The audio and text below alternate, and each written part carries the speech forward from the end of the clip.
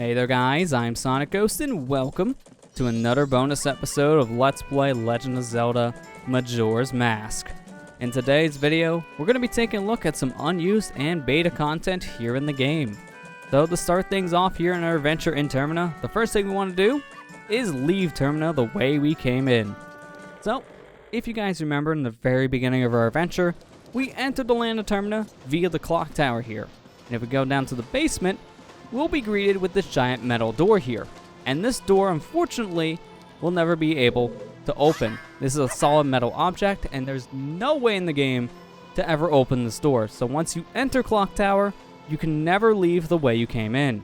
So, utilizing glitches, we can go ahead, instead of opening that door, we can fly right over it. Gonna grab me some bombs here, and utilizing Infinite Sword glitch, we can go ahead and use bomb hovering here to fly right over this door. So, we talked about these glitches in the past, but Infinite Sword glitch, a glitch where you interrupt the motion of you swinging the sword, and now you have a messed up hitbox, and with this messed up hitbox, we can go ahead and fly using bombs and fly right over this metal door. Fun fact about this door though, it's solid on both sides, which is not really that common in video games.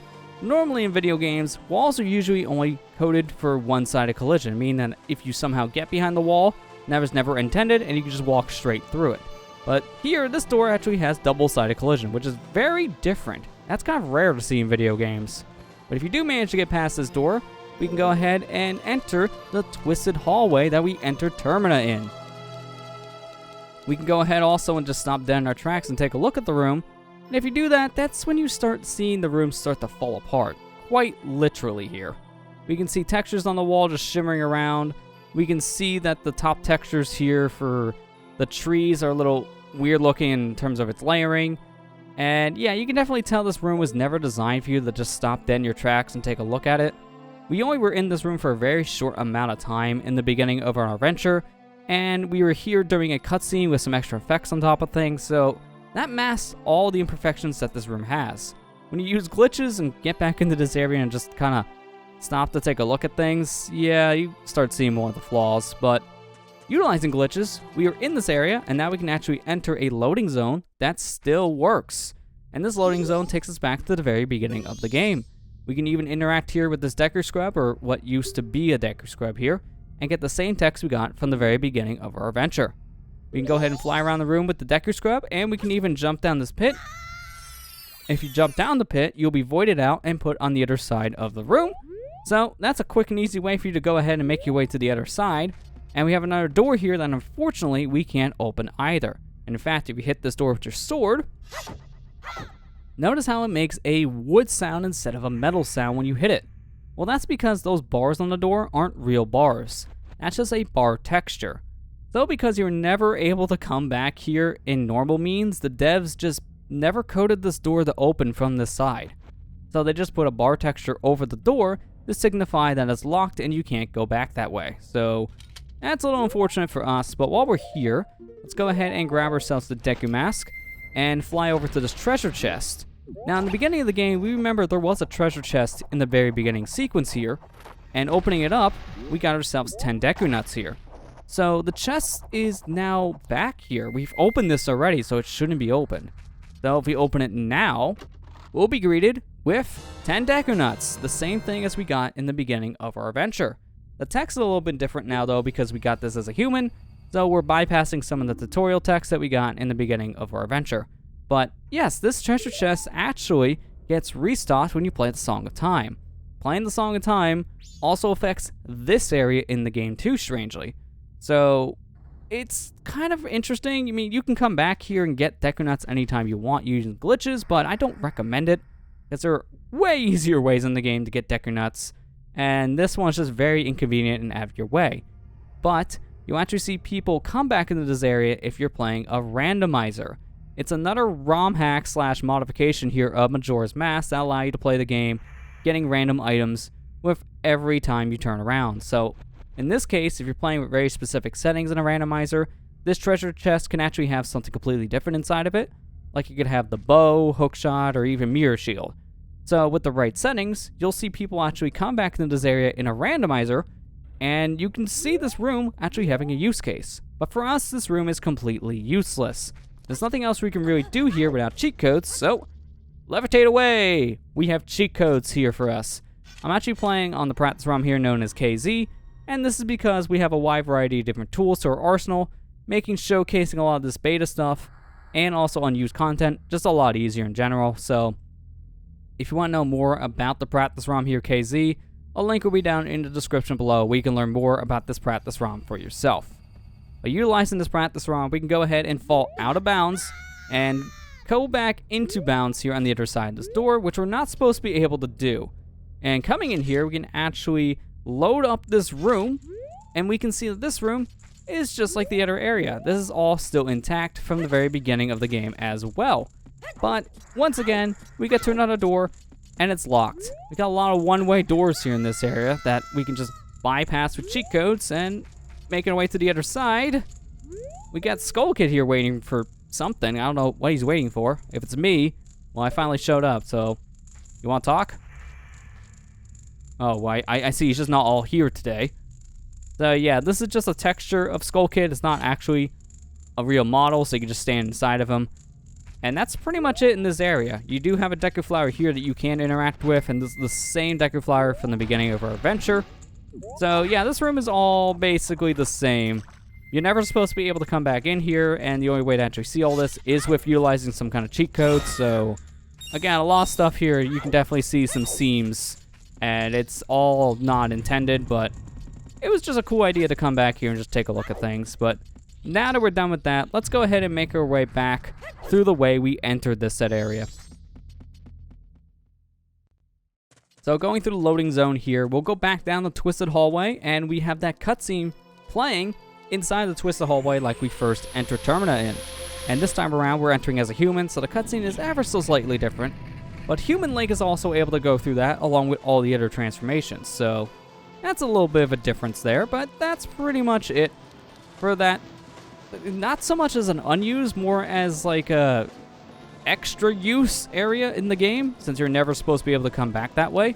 But now with that done, let's go ahead and leave Clock Tower and take a look at something else, this time over in West Clocktown.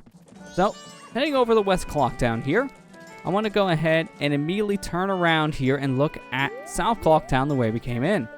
And if we look over here, we can see there's an owl statue, but that owl statue isn't active. That's the one in South Clocktown, so I'm pretty sure that is activated. Heading back over to South Clocktown, we'll see that yes, it is activated. So what gives? Why is this owl activated when we're here, but when we go over to West Clocktown, it's sealed shut? Well, that's simply because this is a completely different owl statue in the game. It's not the exact same one that's in South Clocktown. Only problem is, we can't get to it because there's no way to get to that section of Clocktown in general. If we walk over these stairs, the entirety of the stairs is a loading zone. All this blue is a loading zone. If you step anywhere in there, we'll go back over to South Clocktown, but we can see that that's a solid set of floor over in that area. So we can get over there somehow, and if we do so, then we can possibly interact with the owl statue. So I think you know where this is going. Gotta grab me some explosives here. Gonna get ourselves infinite sword glitch, and we're gonna go ahead and do a bomb hover to get over to where that owl is, as I want to see if that thing can be any different than other owl statues. So, utilizing bomb hovering here, we can fly to the very top of the room. We could use L to levitate here again, but this is something you can actually do in the vanilla game as well. So, utilizing glitches, we get to just show this off in the same way that you can get to the statue in the base game. So, bypassing those stairs altogether, now we're in this other section of West Clocktown, which, as you can tell, doesn't have everything loaded. This is technically South Clocktown, just without the Clocktown in it. It's just a bomb's void if we go any further. But we can actually go over to this owl statue and interact with it, and it does let us actually check it in the same way other owl statues do. And it even tells us we can hit it with our sword, so let's go ahead and do so. Hitting it with the sword, it will activate the owl statue, but the cutscene didn't play out. The effect of activating the owl did, but not the cutscene itself. We can still interact with this owl and save our progress here with a temporary save, so let's go ahead and do just that. So now loading back into the game, we'll see our save file here is saved on dawn the first day at 8:55 in the morning at Owl.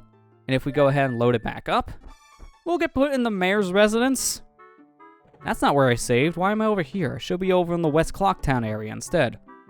Well, that's because that owl statue we hit, that actually is not the same owl statue that's in South Clocktown. In fact, that owl statue that we were just interacting with, that's an extra owl in the game.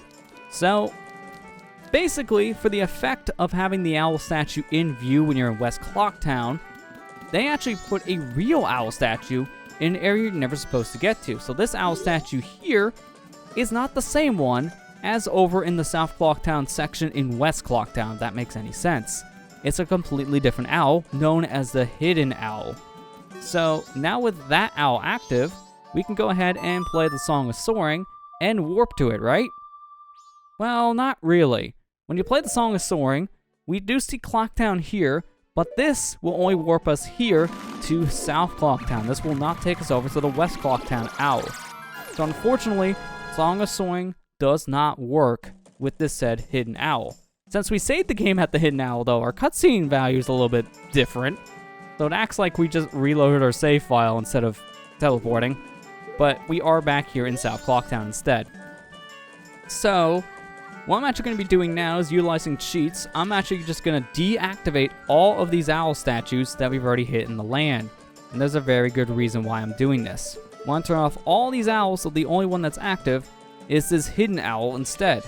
Now, if I go ahead and leave this area, we'll go back over to West Clocktown to demonstrate that the owl statue here is activated. And heading back over to South Clocktown, we will see that the owl here is not active anymore. So now with only that Hidden Owl statue activated, let's play the Song of Soaring once again and warp to it. Well, that's weird. That's not the owl we hit. That's Great Bay Coast's owl statue location. If we go ahead and press the A button and soar to this area, we will indeed be taken over to Great Bay Coast. So by having the owl statues all deactivated like this and only having the Hidden Owl active back over in Clocktown, we've just activated a glitch in the game known as Index Warp. Utilizing this glitch, we can teleport to any of the owl statues in the game as long as we have some map data to go ahead and use for this glitch as well. So without actually doing anything, playing the Song of Soaring by default will take you over to the Great Bay Coast Owl. Now if I want to go ahead and pause the game, I can utilize our map here and putting my cursor over any of the locations we went to, we can go ahead and warp to any location here in Majora's Mask. So let's say we want to go over to Stone Tower here. Well, I want to go ahead and select Goron Village here on the map with my cursor. And now leaving the cursor here, I'm going to unpause the game and play the Song of Soaring once again.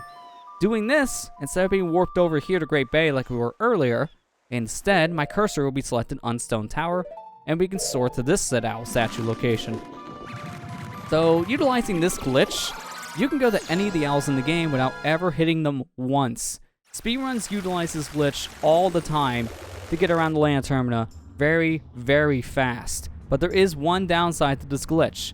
If we hit this owl statue right now, we activate this one specifically. So now, if we look at what owls we have the Hidden Owl, and we have the Stone Tower Owl activated. If we play the Song of Soaring here once again to go ahead and warp, we'll have one little issue now. We only have the Stone Tower Owl activated. And because of this, this is the only one we can go to. The game now is ignoring the Hidden Owl statue entirely. So, in order to utilize the Index Warp glitch, you can't have any of these owls activated. They all need to be deactivated, and the only one that can be hit is that Hidden Owl itself. Doing this, we can warp to any location in the game based on your cursor on the map screen here. So you can go ahead and select any of these locations in the game and warp wherever you want, as long as you only have one owl. On screen now is a list of all these locations you can warp to utilizing this glitch. And as you can see, yes, we have access to every single owl, including one that can cause some issues, but yeah, this is a very useful glitch, and you just have to remember, don't activate our owls if you don't want to deactivate it, because once you hit one owl statue, it doesn't matter which one, that deactivates the glitch entirely. So, to wrap up this little glitch, let's see what happens if we do warp over to this last value. Utilizing Stone Tower here on our map, we'll actually have a glitched value for a warp. So, selecting Stone Tower, actually puts us over to a dungeon entrance here. So we can see our cursor's way down here on the map in an area it's never supposed to go to. So if we sort this entrance, Link is stuck. This is a permanent soft lock, and at this point, there's nothing that you can do. Luckily, since I am playing on the practice ROM, I could just reload the scene like nothing ever happened. But one more thing also to mention about that map screen specifically is that you don't want to press any direction on the control stick here, because if you press any direction, the game just crashes. So if you're going to use the index warp, don't touch the joystick at all here on the map screen, because that's not a good time. Alright, so loaded back up here in Majora's Mask, let's go ahead and take a look at the debug menu that's left in the game's code. So, normally you're never able to access the debug menu because there's no way in-game to actually pull this up, but since we are playing on the practice ROM KZ, we can just load it up at will here by just going into the debug menu section in our file select. And as we can see, we have a lot of different information here, and this may be overwhelming and also confusing because most of this is in Japanese, and that's because since this game was developed in Japan, this is made for the devs that speak Japanese, hence why it's still in Japanese. So on screen now, here's a translation of what this menu says in general, so a little bit easier for you to follow. And it's a lot to take in, but yes, this is pretty much every item along with other values in the game that we can actually manipulate. So utilizing our C buttons here, we can actually manipulate values. So here, this max heart one, we can take all the way down to 3 hearts. And if you press the start button here, we'll leave the menu, and now we see we're down to 3 hearts out of our 20. So in this debug menu, you can go ahead and mess around with a lot of different values here in the game and just obviously check things as needed as a developer. And that's obviously really good. But again, by normal means, you're never able to pull up this debug menu except utilizing cheat codes and even glitches. So for us to pull up the debug menu here using glitches, we're here in the Deku Palace in the Japanese version of Majora's Mask, and that's simply because a glitch I'm going to be using here to open the debug menu, this specific setup for the glitch only works in the Japanese version of the game. And the glitch we're going to be utilizing here is called the text overflow effect.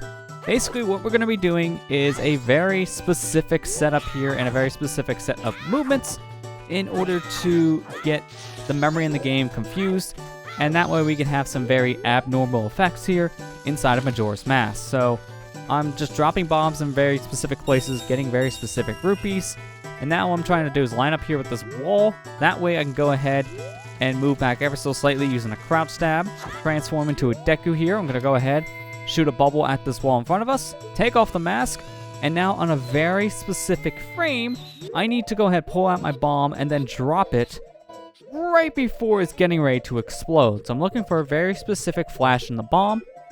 Once we find that flash, I'm dropping 3 bombs while running out of this corridor. Now from here, I am playing the Song of Inverted Time a total of 6 times. I need to go ahead and reverse and slow down the flow of time all these times. So this is a very complicated setup, but we're not done yet because there's still more to this whole glitch. Now that we're done playing those Song of Inverted Times, I'm going to go ahead and drop some bombs here in the corner, transform into a Deku once again, shoot a bubble at this wall in front of us, and now that that's done, we're going to go ahead, pause the game, and equip ourselves some Deku Nuts. Now we're going to go back in the corner, drop a bomb, and drop a nut. And at this point, we pretty much set up our glitch. So now what we're going to do is pause the game, go to our map screen, and highlight the R button. Now we're going to play the Song of Soaring. When we play the Song of Soaring, notice where our value is set on the map. It's down near the bottom of the map. Now we're going to do this again, and again, and again. So we need to do this whole process a total of 63 times. What we're trying to do is get the Song of Soaring index in the game at value 73. And in order for us to do this, we kind of need to do this whole process. So it takes a very long time to even trigger this text overflow glitch, but it will be worth it at the end of this whole process. What I should mention is that if you are going to be utilizing this glitch, you need to have the hidden owl active with no other owl statues hit, and your file name needs to be 2 characters long, and only 2 characters long. This is a very specific kind of setup, but again, it's going to be well worth it after we play all these Song of Soarings. Every time I'm done playing a Song of Soaring, I need to pause the game and move my cursor back over to the R button on the map selection screen, and then I can play the Song of Soaring and keep on repeating this process. But once we play all 63 Song of Soarings on our final song here, instead of closing out of things and doing things all over again, we're just going to go ahead and confirm to warp, and instead we pull up the Bomber's Notebook, close out the Bomber's Notebook, and here we are in the debug menu. If you do manage to load up the debug menu here in Majora's Mask without any kind of cheats or even using the debug ROM of this game, as we can see, the values are all glitched. But if you want to go ahead and save from the state, all you gotta do is press the A button and then immediately reset your game. At this point, you just saved your progress in Majora's Mask, and now when you load back up into Majora's Mask, all of the values you changed here in the debug menu will be applied to your save file.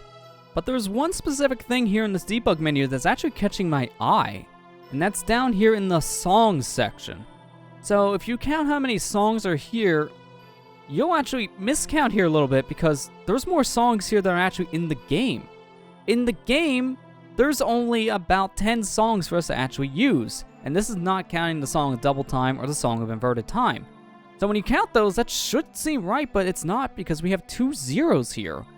What are these zero values? This doesn't seem right. Well, if we go ahead and leave the debug menu, we can actually see here, if we go into the quest status screen here, we will see there are actually 2 songs down here. So this one here, Lullaby Intro, linked to the Goron Lullaby, so that's activated. That's what we expect. Then we have these 2 grayed out notes. The Sun Song and Saria Song. These are 2 songs that are from Ocarina of Time, but by default, there is no way in the game to ever be able to access these songs. And because of this, these went unused. So in the debug menu, you can actually activate these songs yourself, but also with cheat codes, we can do the same thing. So let's go ahead and turn these both on. Now if we go over to our quest status screen, that last song, a little messed up. That's off the order with 2 other songs on it. Same for Song of Storms. That's 2 songs on 1 note. So this is just really weird looking. So let's leave this area and see what these songs do. So leaving the area, let's go ahead and start with Sun Song.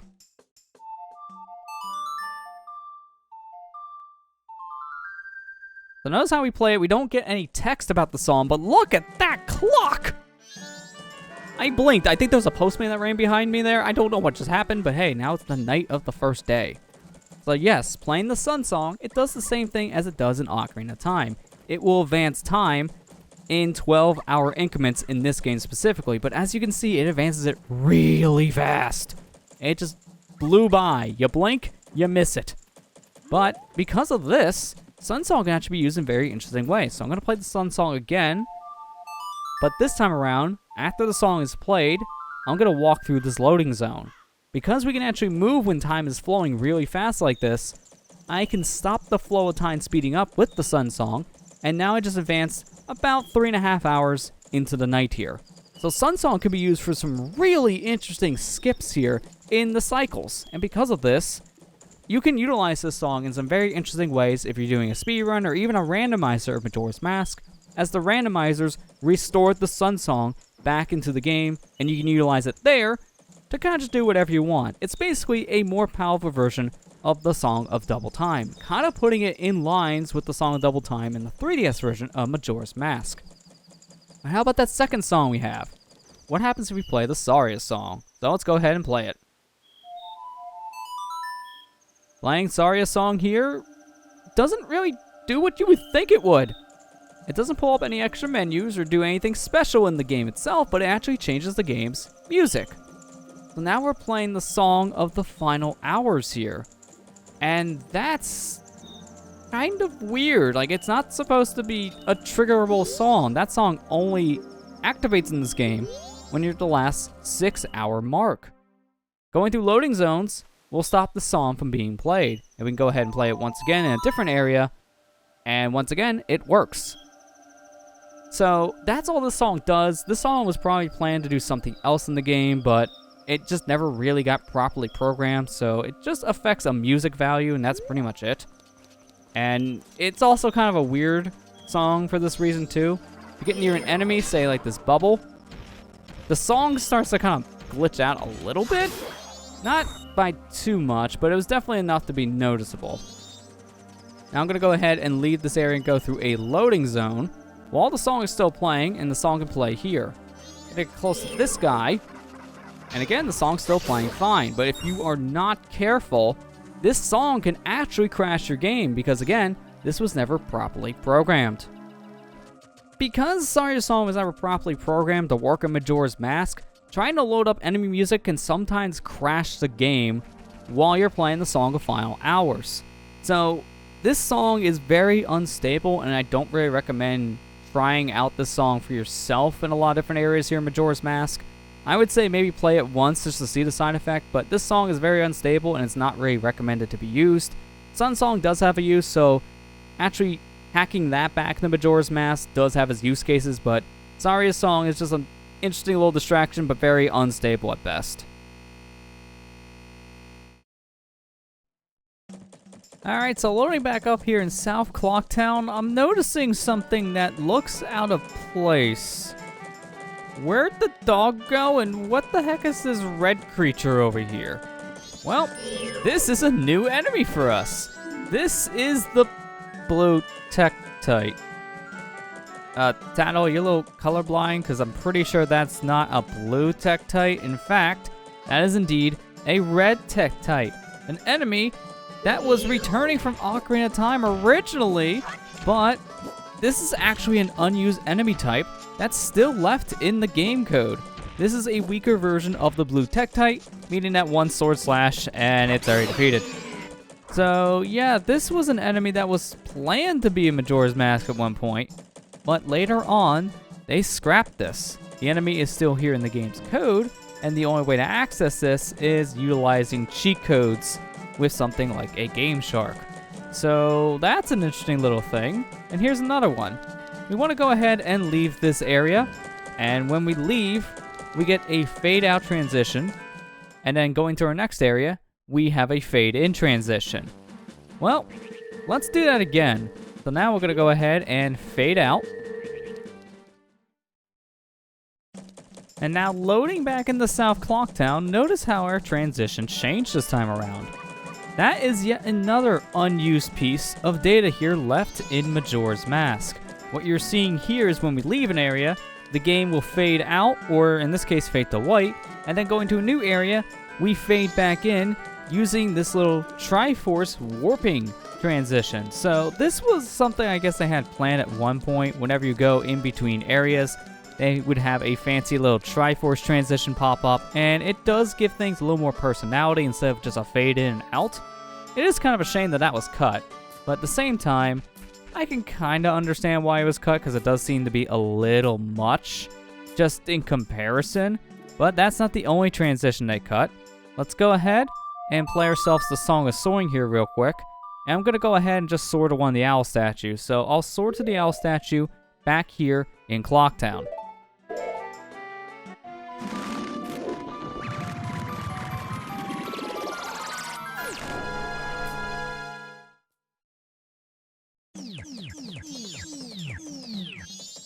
Well, that was a little weird. Link did some magic on his own, just kind of phased through the floor with yet another cut element here in the game. So that was basically another beta transition that is still left over in the game's code, where Link will just warp into an area from playing his ocarina. So that's pretty interesting, but that's not the only interesting thing here. What is this? Who replaced my dog with a giant green cylinder? Which just happens to be really, really bouncy. Yeah, this is another weird element that was cut from the game. This here is a bumper that once again was left in the game's code. We can go ahead and interact with this thing, and as you can see, it sends you flying when you hit it. We can put on our Goron mask here and roll into the thing, and it actually keeps our speed going into the Goron form, so we can actually use this to charge up our Goron roll to get our spikes out. So that's kind of weird. The force of this bumper is immense, and it even affects any of your attacks too, like your punches or your sword swings. I don't exactly know where this would have been used in the game if it was left intact, but it is just kind of a weird looking thing, and I can kind of see why it was cut. It doesn't really match any of this game's aesthetic. It's just kind of here. Sticks out like a sore thumb. So I can see why this was cut, but it is fun to play around with because it's just so bouncy. It is so bouncy.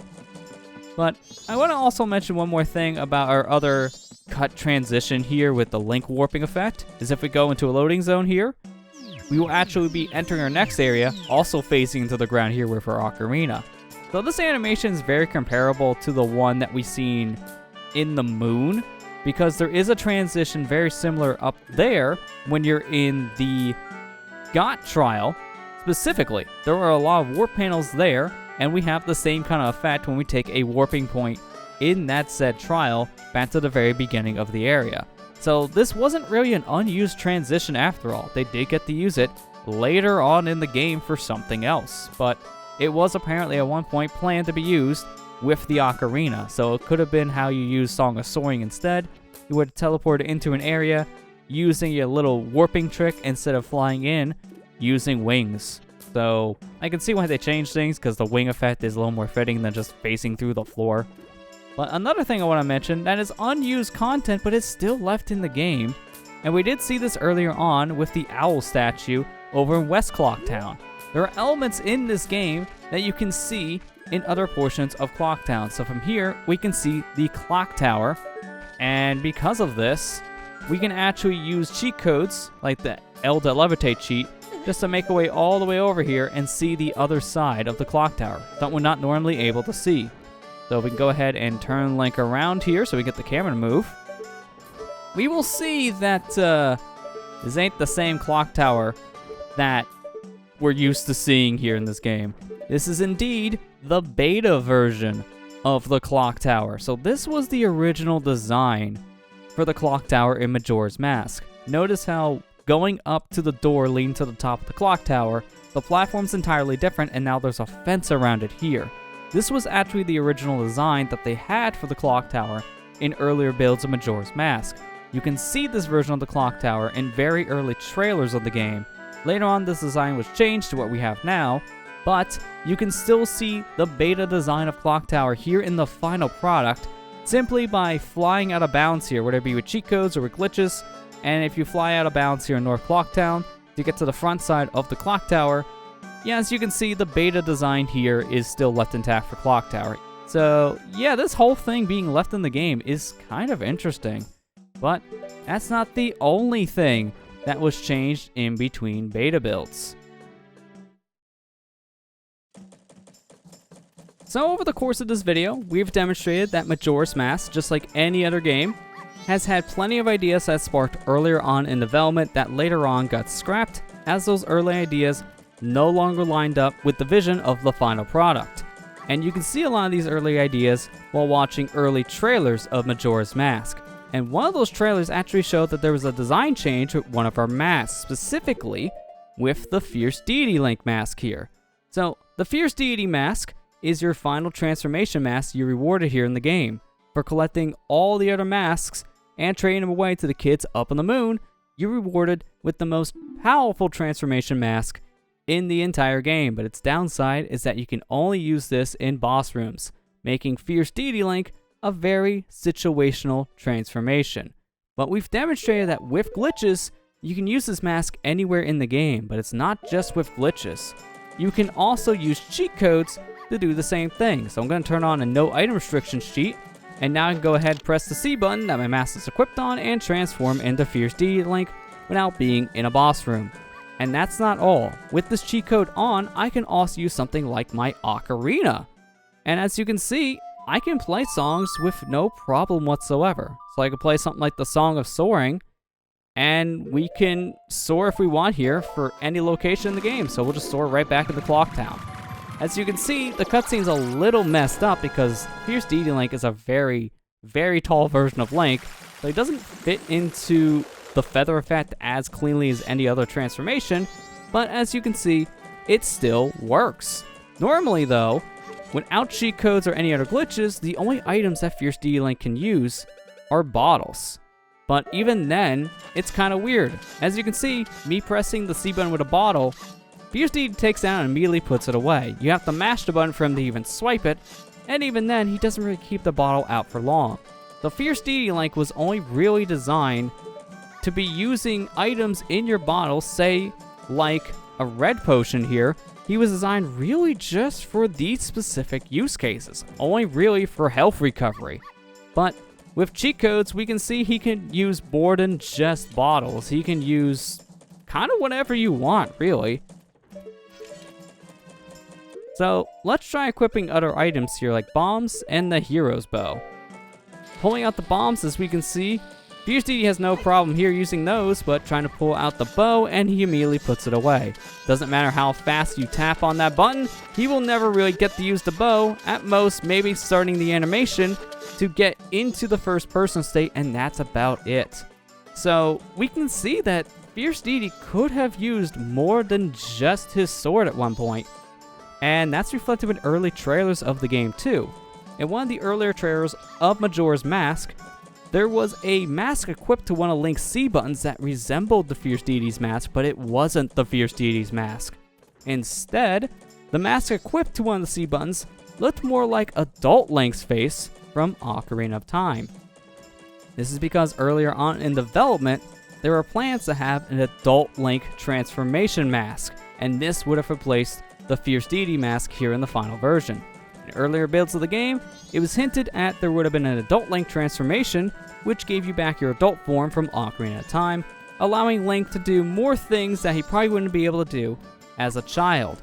But ultimately, this was scrapped and instead was replaced with the Fierce DD Link transformation, so we still have a version of adult Link in the game, but now it's a whole different form of adult Link, with a heavy item restriction and a heavy use case restriction as well. But thanks to the modding scene, we can actually have a glimpse at how an adult Link transformation would have worked if there was an adult Link's mask here in the final version of the game.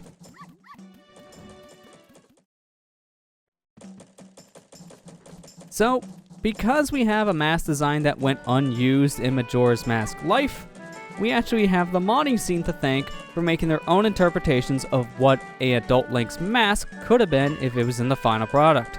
So I'm playing a mod here on Majora's Mask that replaced the Fierce DD Link mask with the adult Link mask from the beta build. So by every stretch of the imagination, this game does still think that this is the Fierce DD's mask, but don't be fooled, because this face here is adult Link from Ocarina of Time. And in fact, if we equip this mask right now, we will transform into adult Link from Ocarina of Time. So this is what the adult Link's mask could have been if it was in the final version of Majora's Mask.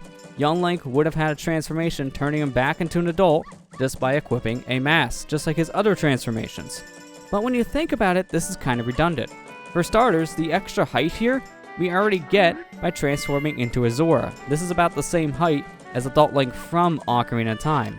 But that's not all. Adult Link can also use other items in the game, so we can get things like our bow and our hookshot here, and we can use these weapons as we want to.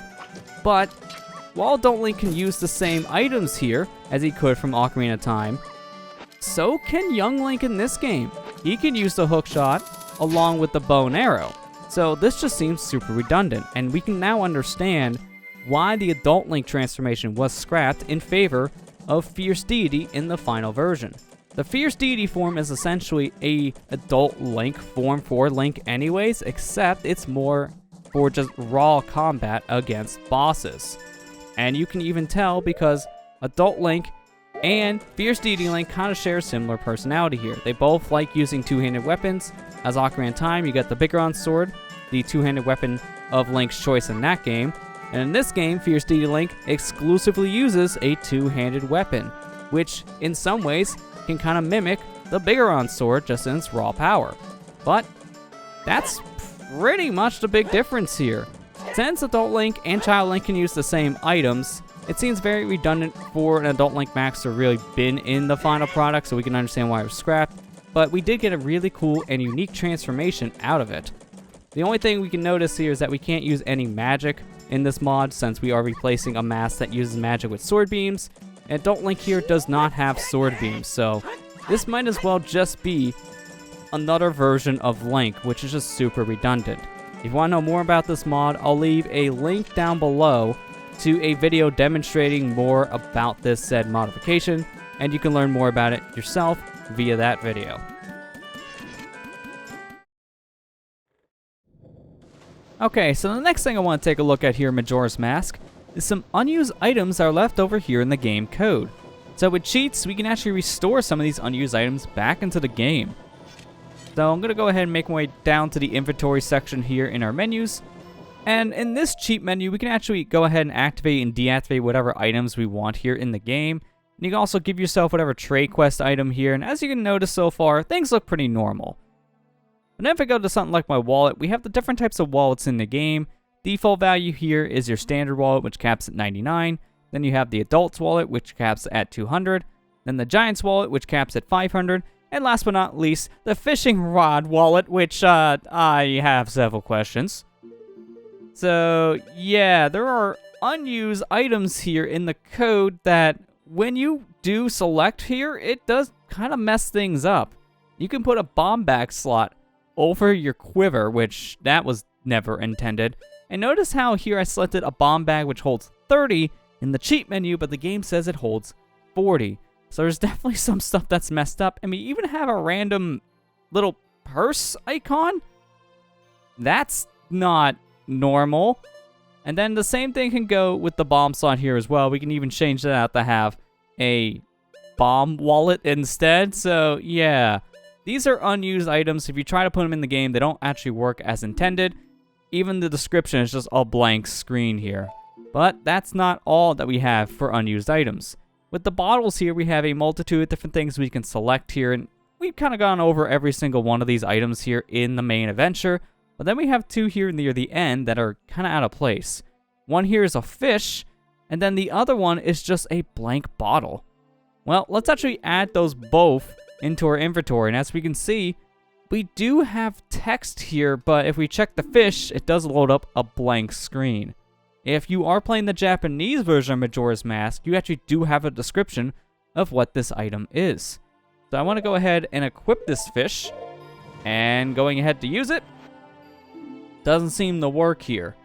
Well, that's because this was never properly programmed into the game. This item here on our C button, this is actually the Hylian Loach from Ocarina of Time. This time around, it was put into a bottle format, which that was never the case in Ocarina. So at one point, it seems like the Hylian Loach was a catchable thing in your bottles, and maybe you could have sold it at the Curiosity Shop. But in the final product, this was never really used, but it's still left in the game code. If you do hack it in, it doesn't really do anything. Now for the other item here, this one's a little more of a mystery. If you check it here, you just have a magic bottle as an icon, and that's it, which is a little confusing. So if we equip this, we can actually drink this random empty bottle, and didn't really seem to do much, did it? Well, let's actually put that back on our C button here, and on the other one, I'm actually going to equip on a different C button here a Poe to show this difference. So I'm going to equip these bottles, and now I'm going to drink them side by side. So this is the unused bottle, and now this is our Poe. Notice how they look the exact same. So this unused item here in the empty bottle, it's called Obama's Drink. With Obama's Drink, it's basically comparable to a Poe. So if you do end up using this somehow with cheats, it might as well just be a Poe in terms of how it was coded. This might have actually done something else in the game. It might have been a completely different type of potion, but in the final product here, it just serves as another Poe. So you can either lose health or gain health by drinking this item, and that's pretty much all that is for that specific thing. Now I can go into the equip section here, and we can see if we go into our C buttons, there's a couple of different things here as well. For example, this here's the fairy ocarina from Ocarina of Time, and if we press C button, it acts as a pictograph. So you're going to notice that a lot with some of these unused items here in the game. They function as the pictograph by default, as they don't really have any other coding behind them.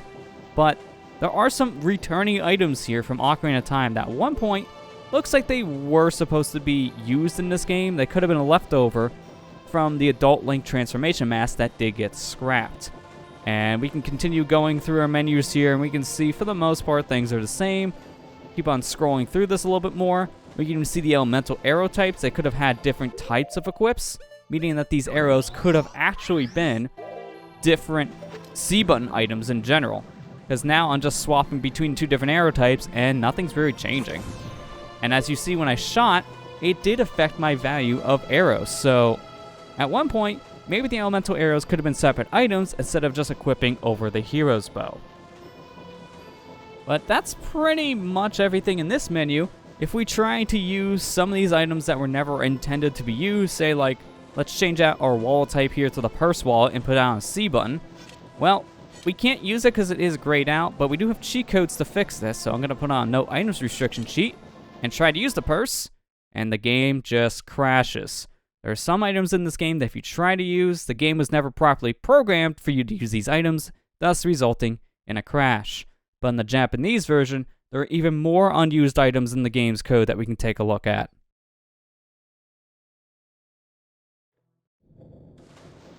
Alright, so here in the Japanese version of Majora's Mask, we can go ahead and take a look at some more unused items here that are left over in the game code.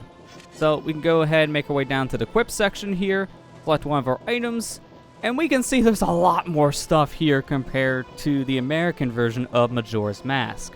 Now we do share some unused items here in between versions like the Fairy Ocarina, the Fairy Slingshot, the Hookshot, all items that would have been returning from Ocarina of Time if the Adult Link transformation was left intact. But we also get to see here, we have all of our standard value stuff for our bottles, but a lot more empty bottle types in the game. There's just a lot of empty bottles here. And you may be thinking, well, how many bottles were originally planned for Majora's Mask? Well, if we actually just use one of these empty bottles, all these empty bottles here later on your menu, these are just Ababa's drink bottles. So it's just the same item, just kind of multiplied here. I don't know why there's so many of the same type, but yeah, that's nothing really all that different. But once we get into the trading quest section, that's when we start noticing some more differences here. Here we have ourselves the Poacher Saw, the Broken Bigoron Sword, Prescription, Eyeball Frog, and Eye Drops. These are all items that were in the trading quest of Ocarina of Time. Now, I believe these items were in this game here simply because these already had values for trading, and it just makes sense for these items to be more placeholders here, just to test out some trade quest related things in the game. I don't believe you ever would have had access to get the Bigoron Sword in Majora's Mask, but yeah, that's pretty interesting that they did use these items for something in development at one point. But if we continue on here, we can see there's just so many moon steers. Why are there so many moon steers? If we try to use one of these, they function as a pendant. And in fact, if we go into our actual inventory here, we can actually see, yep, they're all here too. And we can just equip some of these just to see if they have any different values. Pausing the game here, we see they all say the same thing, and they don't really have a description. So again, I don't know why all these got multiplied. Maybe this was still when they were trying to figure out some stuff in testing. But hey, if you want, like, I don't know, 20 moon steers, you can get them technically with cheat codes because they're in the game here as beta items. But if we continue moving forward here, we could have had a beta map icon here because this is a little bit different from the final product. Also functions as a pendant. And we have all of our masks here, which for the most part, nothing very different in that section. We still have our same arrow types being equipped already, which is different from how the final product had you equip your elementals over the hero's bow. But that's not all we see here. We see, if we get further down to the list, we have these different looking icons for instruments. Well, these are actually ocarinas in a sense. If we go ahead and put on our Goron mask, now we can go ahead and press the C down button, and we'll pull out our drum set. So at one point, it looks like the transformation masks were actually going to change the ocarina icon here on your screen. So this is an actually interesting thing they decided to scrap later in development, but they were able to reuse this idea with a 3DS version of Majora's Mask. As in that version of the game, your ocarina will transform into a different icon based on the transformation that you're using. So the Deku Scrub transforms your ocarina into the Deku Pipes, the Goron transforms the ocarina into the Goron drums, and the Zora transforms the ocarina into the Zora guitar. So while these graphics may have went unused here in this version of the game, in the 3DS version, they got to reuse this concept. We can see one more beta thing here, the mirror shield from Ocarina of Time. So I believe this was also a placeholder item because later on, obviously they did change the design of the mirror shield in this game to be the face icon we have now, but I believe until then, they just imported the mirror shield from Ocarina of Time to have a mirror shield to play around with the coding of how that said shield type would work. So obviously, you can't really use this item in this game, and if you even tried to use something like this, the game would just crash. So we're not even going to attempt that, but that's pretty much all of the unused items here in the game code. As you can see, there's a lot of unused stuff, and it would have been very interesting to have seen any of this stuff kind of make its way into the final product. But that's not the only thing we have in terms of unused content here. We also have some unused cutscenes that are in the game, and they all kind of revolve around the Great Fairies. So the first cutscene we're going to be watching here is of Link learning how to use the spin attack. Now, do as I say. Press B to build up your fighting spirit. Then, release it. Now, you try. So at this point, we are expected to perform the spin attack on our own, so that's exactly what we're going to go ahead and do. Press B to build your fighting spirit, then release it. So we'll go ahead, hold down the B button to charge up our spin attack, release, and now we just performed the great spin attack. That's right, don't forget how it feels. So, it looks like originally, the Great Fairy was just going to be teaching Link how to use the Great Spin Attack instead of Link just automatically getting it when he restored the fairy in Woodfall Temple here in the N64 version. It's kind of a shame that they did scrap this little cutscene because it does give the Great Fairies a little more personality, especially with Link. But now let's go ahead and watch another unused cutscene here in the game. Let's go ahead and watch the cutscene of Link learning how to use double defense from the Great Fairy in Great Bay. And as we can see here, Link is doing a whole bunch of different exercises here. He's doing some sit-ups, push-ups, doing some squats. He's just building up his muscle here to get stronger. Hence how he learns how to use the double defense skill from this Great Fairy. So instead of once again just getting double defense from a little cutscene here with the Great Fairy just giving you magic, instead we have a whole sequence here of the Great Fairy training Link to make him stronger. This is definitely a cutscene I would love to have seen in the final product because this cutscene just gives things a lot more personality. But there's one more cutscene we're going to be watching here, and it is of Link getting double magic. Your magic power has been enhanced. You have now twice as much magic power. And that's pretty much it. The only real thing to note about this cutscene is that certain Great Fairies could have had a simple little cutscene where they kind of just interacted with Link in a white void area, and that's how Link would have gotten his new ability. So that one I can kind of understand why that didn't really make it into the final cut. There wasn't really all that much different there. The one last thing I want to go ahead and take a look at is the unused animations that Link would have had for traveling back in time using the Song of Time. And as you can see, he has a wide variety of different things he would have done just going back in time. And in fact, the randomizer actually utilizes the hand-waving animation that was left unused in the game's code. So this did eventually get used by the modding scene of Majora's Mask. These cutscenes were all taken from the Majora's Mask unused scene page off of the cutting room floor. There are plenty of YouTube videos there showing off other unused things and along with a lot of other descriptions of unused content here in Majora's Mask. If you want to go ahead and check out for yourself, I'll leave a link in the video description down below. But there's one more piece of unused content that's still left over here in Majora's Mask that I want to go ahead and take a look at.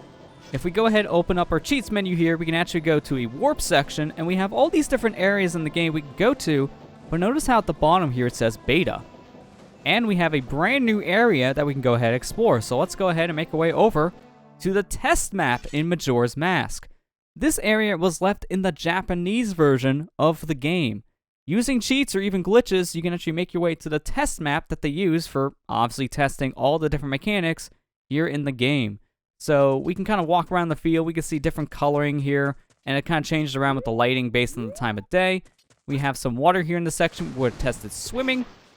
And yeah, this is just a whole big area we can just kind of explore and see just all the different things here that they're just kind of playing around with for early stages. These ladders don't really work, but they are textured, so we can kind of just walk around. We can see the difference, and we are kind of pushed back, but they don't really do anything. Here is a beam of light, and we can stand in front of it, and our mirror shield works here, so we can go ahead and test the value of the mirror shield, making sure the light reflection works.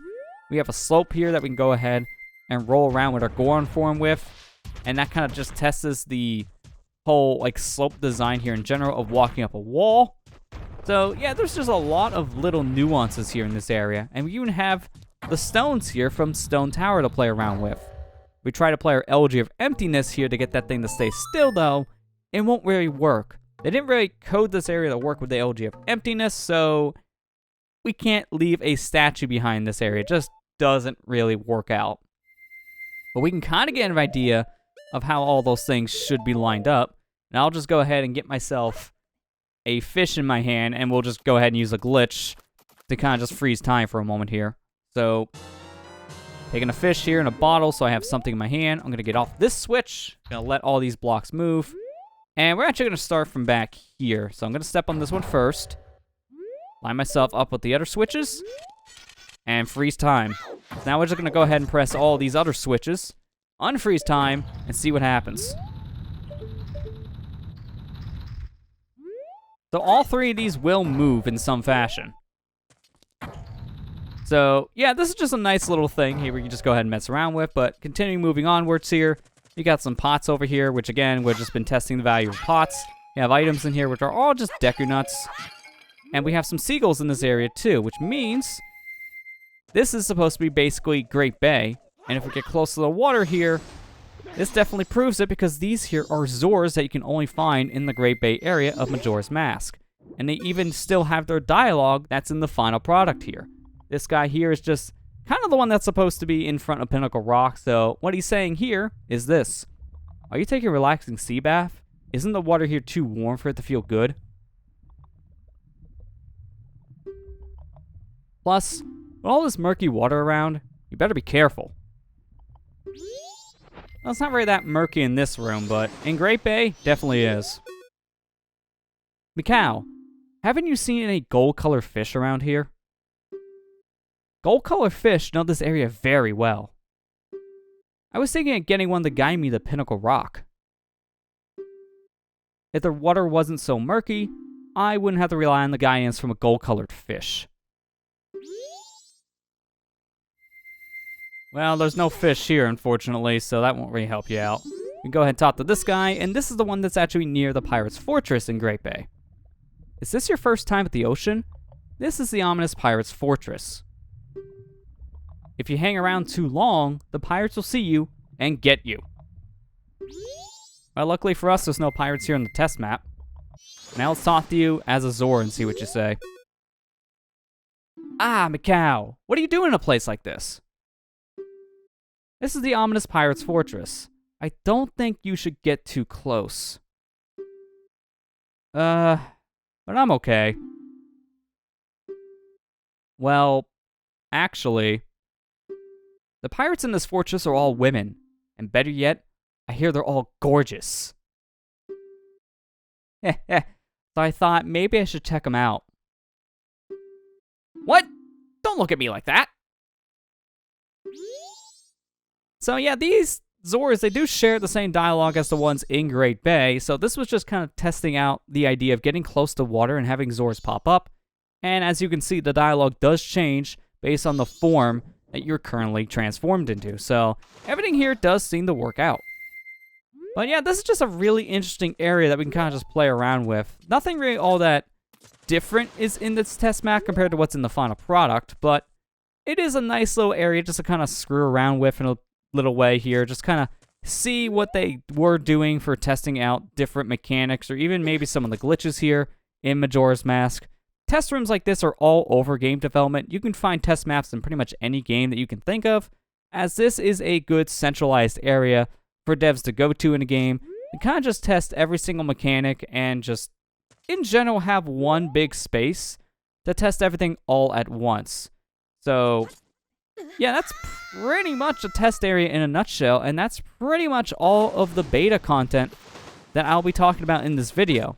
That's not all the beta content here in Majora's Mask, though, as there's still more things that gone unused here in the game, because originally, Majora's Mask was actually supposed to be a 64DD based game.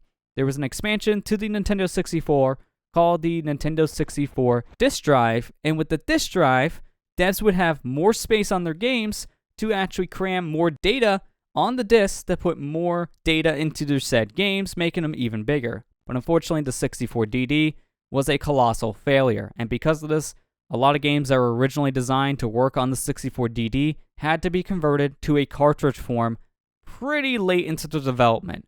Majora's Mask, unfortunately, had this treatment as well, as since this game was originally going to be on the 64DD, just like Ocarina of Time, they had to kind of scrap some ideas, and one of the big ideas was that this game was originally supposed to be a 7-day long cycle. You would have a full week to do everything you need to here in Termina, but that was later changed to 3 days due to memory limitations on the N64 cartridges.